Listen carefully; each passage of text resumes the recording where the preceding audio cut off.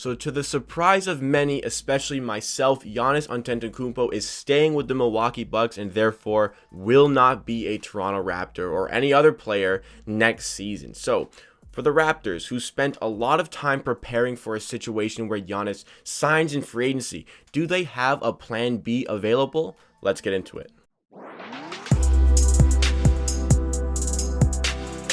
Welcome to Amateur Sports, where we give you NBA content with a focus on the Toronto Raptors 4 days a week, Monday, Wednesday, Friday, and Saturday. We go through various Raptors news, and I give you my personal opinion in this vlog or video podcast style format on all those days. So if you like what you see from today's video and you want more of myself talking about the Toronto Raptors in your life, make sure you hit that subscribe button down below and show your support and join the movement of the channel. But before we get started today, there are two little housekeeping things I want to discuss. I apologize for not getting this Giannis video out sooner. Unfortunately, this news happened, I think it was on Tuesday, and I wasn't in a position to make a video about it. This is the earliest I could have done it, so hopefully you still enjoy the video as it comes out. The second thing on the list is, well, we're in a new studio if you haven't noticed. For the next few weeks, I'm going to be in a different spot, and therefore I have a different recording setup. If you are a long-time subscriber, I'm talking very long-time subscriber of the channel, you've seen this area before, kind of modified to fit the Raptors dynamic the channel has trended towards, but hopefully it doesn't affect the video content too much. Let's go into the video now. We're talking about Giannis, how it affects the Toronto Raptors, and also how this move affects Giannis himself. So Giannis signs that 5-year Supermax deal, that Paul George money. Crazy money. Giannis got PAID this week.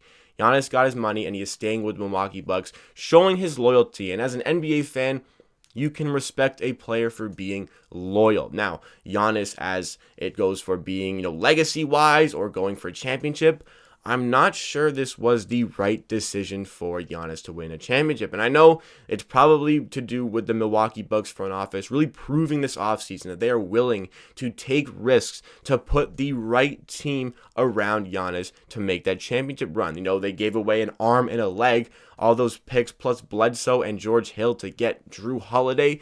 It was a Anthony Davis level return for Drew Holiday.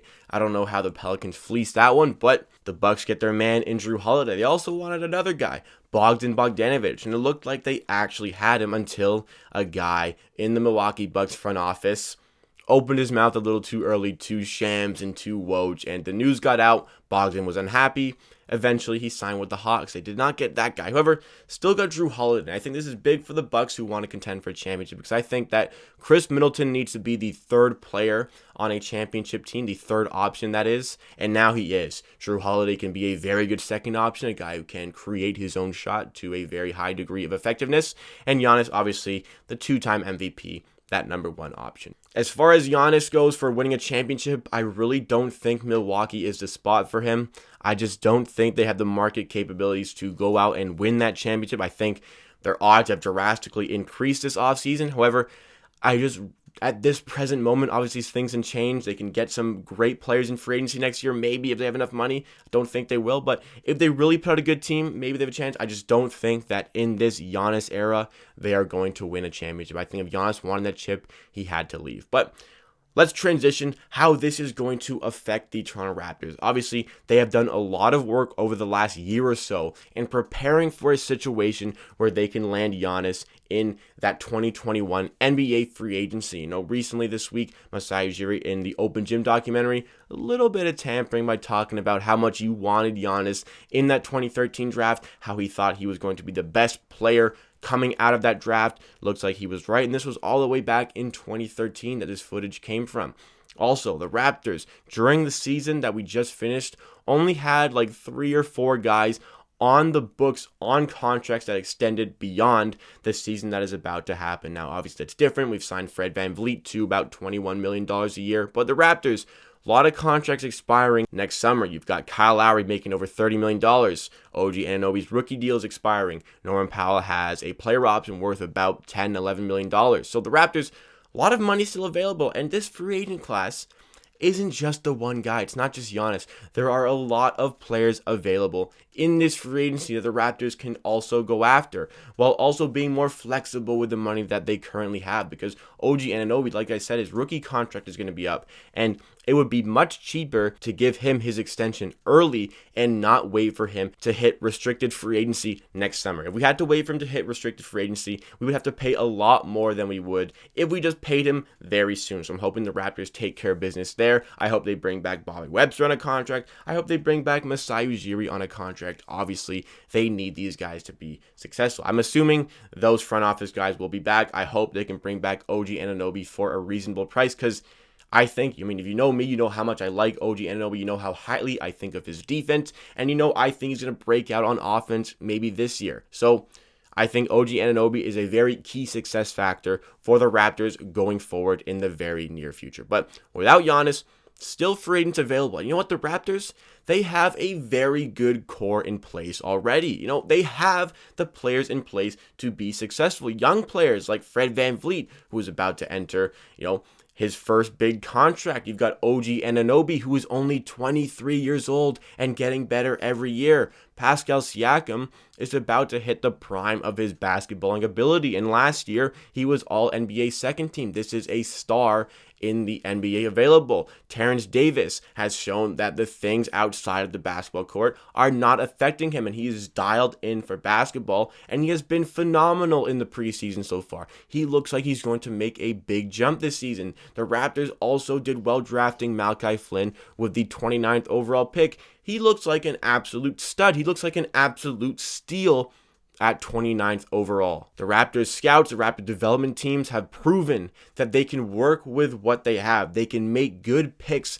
late in the first round, in the second round. They can find these gems of undrafted players. Like, look at who they've drafted. OG Anunoby was a late first round pick. Pascal Siakam, a late first round pick. Norman Powell, a second round pick.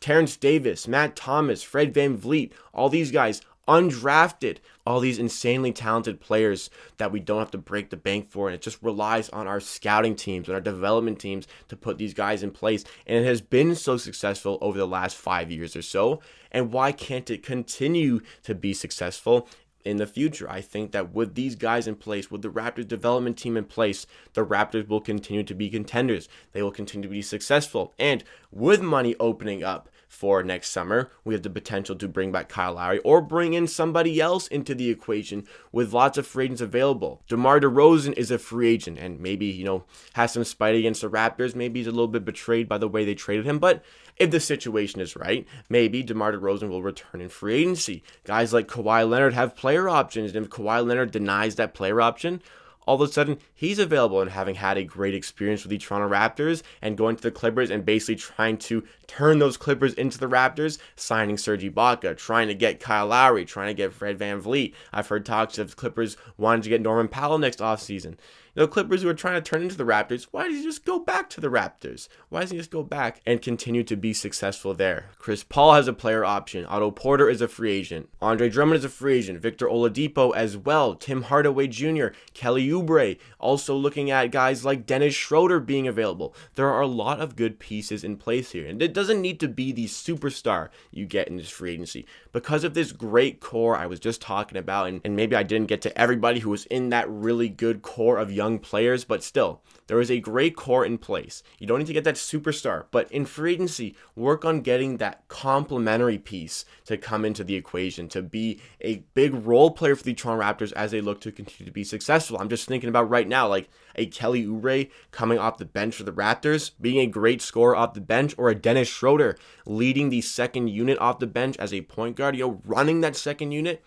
These sound like great options in free agency, and obviously, they are not Giannis. They are not MVPs. However, they are complementary players that can help build the chemistry of the team, help build all the great assets this team already has. I think the Raptors can be successful with this core in place, and especially if they can find that nice piece of the puzzle to really slot in and be a big contributor. I think there is a lot of potential in this free agency still without Giannis coming to the Raptors. Obviously, it sucks not being able to get Giannis.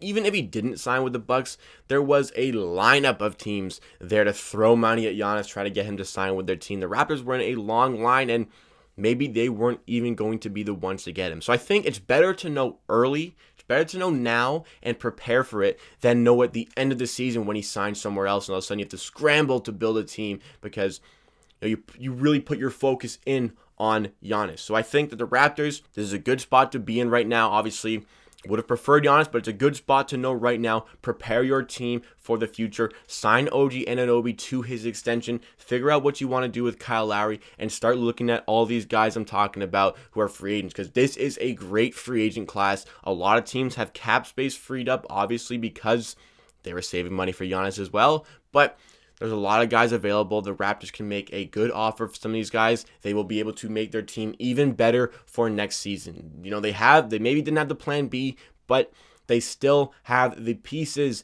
and the ownership and the front office to continue to be contenders for the foreseeable future. The Raptors get set to play their third and final preseason game tonight against the Miami Heat. I am very much looking forward to it. You know, Charlotte gave us a couple good games, but it's no secret the Miami Heat are the better team and will give us a bigger challenge in the game tonight. I'm also excited to see Kyle Lowry in action.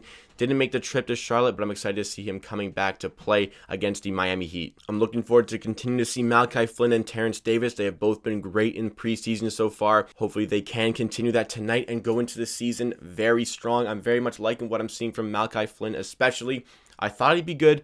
Didn't think he'd be this good. Let's hope the Raptors get the dub. Tomorrow we'll have the normal game review coming in. You'll get that as your Saturday upload. I'm excited to put that out. Hopefully we get a win to talk about. So let me know your thoughts and opinions on Giannis' decision to stay with the Milwaukee Bucks, how it affects Giannis. Do you think he'll win a championship with the Bucks? Also, let me know how you think this affects the Toronto Raptors. You know, are the Raptors going to continue to be successful in the future? Was that really their only plan and it's kind of a struggle for them to be able to compete in the next few years? Let me know all your thoughts and opinions in the comments down below. But that wraps it up from me for today. Thank you so much for watching. If you are still here, please like the video if you like, and subscribe to Amateur Sports for more content just like this. Like I said, NBA content with a focus on the Toronto Raptors 4 days a week on the channel, Monday, Wednesday, Friday, and Saturday, and we look to expand to live streaming in the very near future. I'm hoping that hits in about mid-January. A lot of things to set up, a lot of equipment to get to make that happen, but we are working towards making that happen. I hope you can stay a part of that movement. At the end of the day, I believe what I say. If you disagree, that is okay. We'll see you again tomorrow for another video.